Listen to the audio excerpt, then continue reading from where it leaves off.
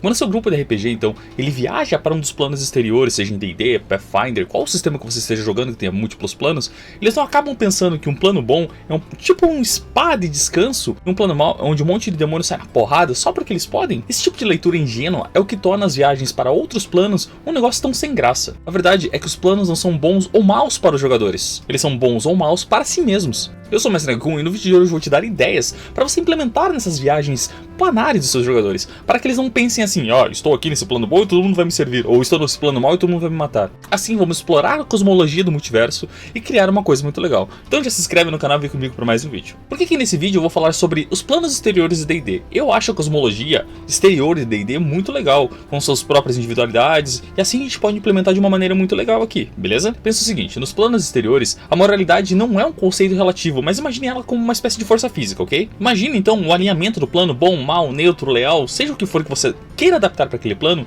como a pressão da água. Quanto mais fundo você entra em um plano exterior, mais ele tenta esmagar a sua individualidade, para que assim você se conforme com a filosofia local. Como eu falei, bom, mal, neutro, seja o que for. Pense no plano então como uma espécie de anticorpo, ok? Se você tem o mesmo alinhamento com aquele plano, é muito mais fácil você conversar com NPCs, você conseguir informações, eles podem ter uma habilidade de sentir isso no ar, entende? O grupo de jogadores então eles estão em Mecanos, que é basicamente um plano da ordem, ok? Ao tentar mentir para um dos guardas que fica diante de uma cidade, o ar ao redor do jogador fica denso, tipo como se fosse Mercúrio, assim, sabe? A dissonância entre mentir e falar a verdade dentro desse plano gera um zumbido metálico no ouvido do jogador, tornando assim a interação social um esforço físico exaustivo para o grupo de jogadores. O perigo desses planos aqui não é exatamente você morrer, e sim você não se adequar às filosofias, ao local em si. Planos como Celeste ou mesmo Arbórea, eles são tão perfeitos, mas tão perfeitos que qualquer falha que exista nesse plano, ela pode ser simplesmente erradicada, ou mesmo pode ser corrigida de uma maneira meio brutal, assim, sabe? Imagine então que o grupo de jogadores está nesse plano e encontra uma mancha de óleo sobre um pano branco.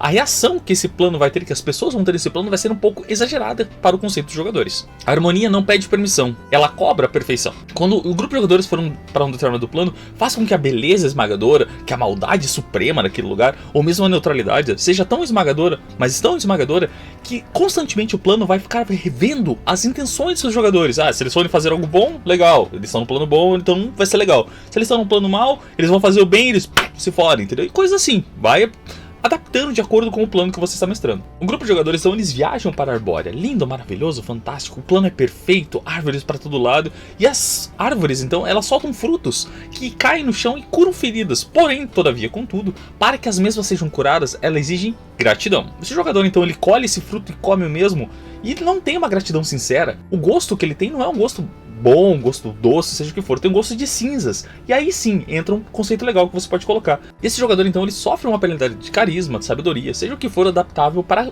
aquela situação em si. O plano então, ele sentiu o egoísmo do jogador e o marcou como indigno.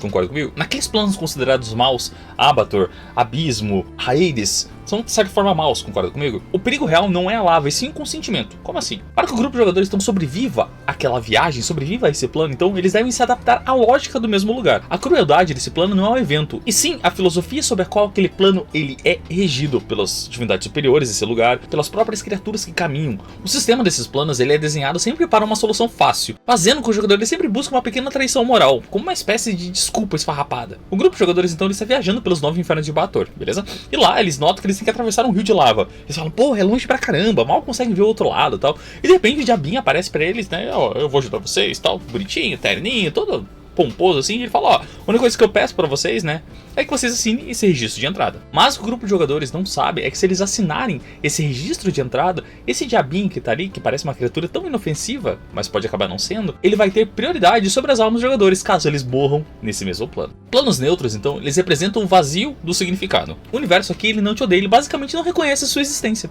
É a natureza em seu estado mais cru e impessoal. A ameaça desses planos neutros é a falta de conexão. Você é nada mais, nada menos que um micróbio tentando conversar com uma montanha. Basicamente, planos neutros vão fazer os seus jogadores se sentirem tão pequenos, mas tão pequenos, que eles vão, realmente reconhecer a existência dos jogadores, não vão se importar com as ações dele. É como se você mestrasse um RPG pra eles e todas as ações que eles tomassem, simplesmente não fizessem efeito no mundo. É o que vai acontecer nesses planos. O grupo de jogadores, então, eles ouvem rumores de que no plano elemental de terra eles podem encontrar a força necessária, eles podem encontrar aliados necessários para que eles consigam lidar com uma guerra mundial que está acabando com o mundo deles. Chegando nesse plano, então, o grupo de jogadores eles pedem ajuda, porém ninguém se importa com eles, porque 10 anos para um elemental de terra é basicamente um piscar de olhos, enquanto 10 anos para o grupo de jogadores é muita coisa. O desafio é tentar ser notado por um universo que basicamente te trata como uma poeira passageira. Mecanicamente, o inferno ele é hostil, mas narrativamente o paraíso ele é exaustivo. No inferno, então, você sabe realmente quem é o vilão. Tem um demonião lá no fundo e você fala, pô, legal, aquele lá é o líder, certo? O Baylorzão, assim, pô, comandando uma tropa, comandando um exército, seja o que for. Nos planos celestiais, o vilão é você. A exigência moral constante gera um desgaste psicológico maior do que a sobrevivência física. Os jogadores, então, eles têm que provar que eles são bons o tempo todo. Eles não podem mentir, eles não podem atacar ninguém, eles vão ter que ser santos o tempo todo. O grupo, então, eles viajam até Celestia e lá eles são convidados a um banquete. Nesse banquete, então, todos os seres celestiais estão em volta na mesa, conversando, dando risada, pouco a pouco ele toma o vinho e tal. E de repente, um dos anjos questiona o Paladino, que teoricamente ele é bom pra caramba, sobre cada morte que ele ocasionou na campanha. O anjo olha pra ele e fala assim, poderia ser diferente se você fosse mais misericordioso? Essas são as asas dele, tá? A viagem para esse plano se torna um tribunal moral, onde o herói, onde o paladino, se sente diminuído por suas próprias vitórias.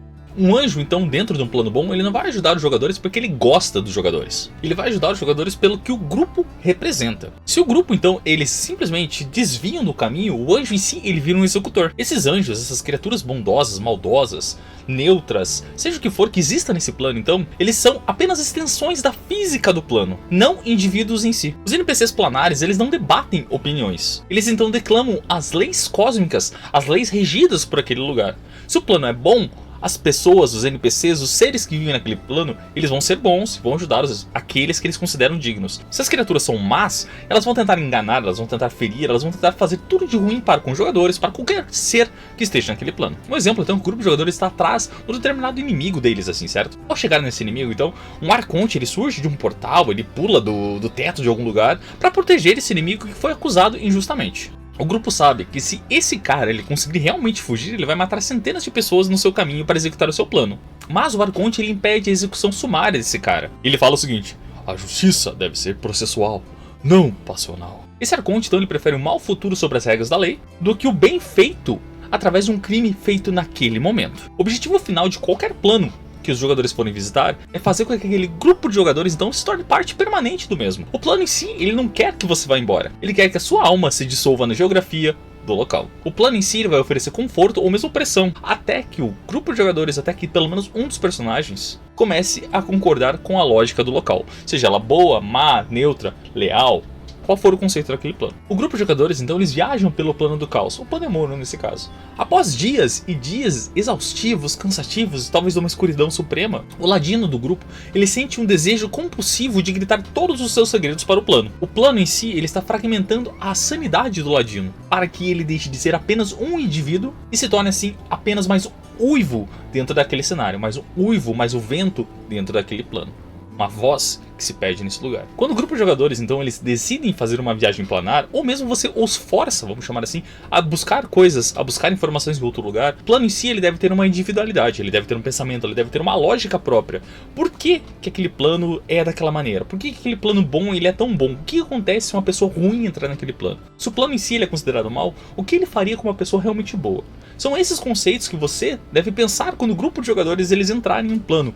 O que que esse plano tem de diferente do plano material? Qual é a diferença desse plano entre Celestia e Arbórea? Qual a diferença dos 9 infernos e o abismo? São esses pequenos conceitos que você tem que fazer. Quando o grupo entra no plano, a luta deve ser constante para que eles não percam a sua própria sanidade, para que eles não percam a sua própria individualidade. E agora eu quero saber de vocês. Vocês já fizeram viagens planárias com seus jogadores? Como foi? Foi legal? Foi divertido? Como seus jogadores se sentiram? Deixa nos comentários. E claro, se inscreve no canal, deixa o like, ativa as notificações aí. Nos vemos no próximo vídeo e que os críticos estejam com vocês. Até mais!